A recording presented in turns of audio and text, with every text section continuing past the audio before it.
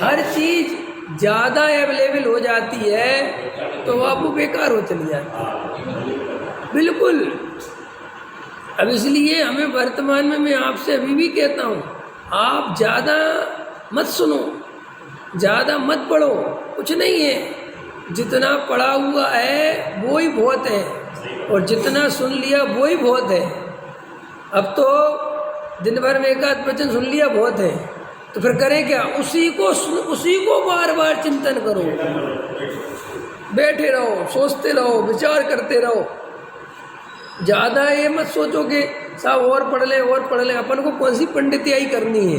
ये पंडित भी जो पढ़ते हैं अपने लिए थोड़ी पढ़ते हैं,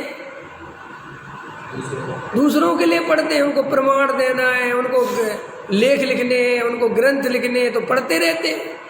अंत समझ में मैंने तुम्हें 1000 दफ़े बताई ये बात, कई दफ़े बताई होगी। हर व्यक्ति अपनी इच्छा के अनुसार जो वो खुद कर रहा होता है वो दूसरों को बताता है, लेकिन तुम्हें हर किसी की, मेरी भी बात मत मानना।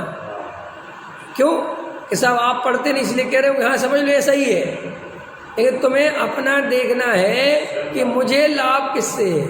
तुम्हें अगर लगता है कि मैं 4 ग्रंथ पढ़ के मुझे आत्मानुभूति होती है तो तुम 4 पढ़ो, लेकिन तुम बात इसलिए पढ़ते हो कि 4 वो लोग भी पढ़ते हैं, ये गलत। हर जीव की प्रकृति अलग अलग है, आपको अपनी अपनी प्रकृति पहचाननी है। मेरी खुद की प्रकृति कैसी? प्रकृति तो समझते हो ना, प्रकृति माने नेचर, स्वभाव। हम ये बहुत आपको जो भी 2 मिनट में बोल रहा हूँ मैं, बहुत इम्पोर्टेंट बात बोल रहा हूँ। अगर जीव अपना स्वभाव पहचान ले, वो ज्ञान दर्शन में ही स्वभाव नहीं, अपनी नेचर माने होता है आपका वर्तमान पर्याय का स्वभाव।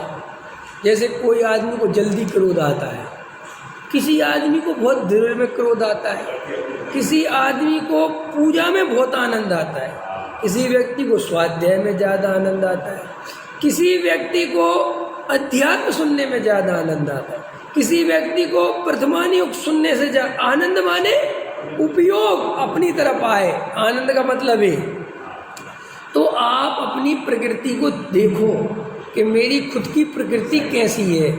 कोई व्यक्ति ऐसा होता है वो भोजन करे बिना आराम से रह सकता है, उसको कोई फर्क नहीं पड़ता, नहीं करेगा भोजन कुछ नहीं। कोई व्यक्ति ऐसा होता है भोजन के बिना बिल्कुल नहीं रह सकता। कोई व्यक्ति ऐसा होता है उसको दाल रोटी दे दो वो खुश है, और किसी व्यक्ति को ऐसा होता है एक सब्जी भी चाहिए, फल भी चाहिए, चटनी भी चाहिए, वो इतने के बिना खाना नहीं खाता। अब ये कोई किसी की गलती और अपराध की बात नहीं, नेचर हो जाती है, डेवलप होती है बचपन से। मान के चलो किसी को ऐसे मम्मी पापा माँ बाप मिले के बहुत ही सेवा भाव वाले मिल गए, चटनी भी दे रहे हैं, सब्जी भी दे रहे हैं, फल भी, तो उस बच्चे की आदतें कैसी डेवलप हो जाएंगी? ऐसी डेवलप हो जाएंगी। अब किसी के माँ बाप ऐसे हैं कि दाल रोटी दे दी तो दे दी ना, तुम देखो तुम्हारा काम देखो, तो उसकी वैसी आदतें डेवलप हो जाएंगी। ये पहनने ओढ़ने का भी बताता हूँ, हर चीज़। कई लोग ऐसे परफेक्ट रहते ना, परफेक्ट एकदम कपड़े वपड़े एकदम, वो क्या होता है वो बचपन से ही मिलती है वो चीज़। और जो लोग शुरू से ऐसे घूमते रहते उनको फिर ज़्यादा फर्क नहीं पड़ता कपड़े वपड़े का। तो हमें अपनी नेचर पहचाननी चाहिए कि मेरी नेचर कैसी है।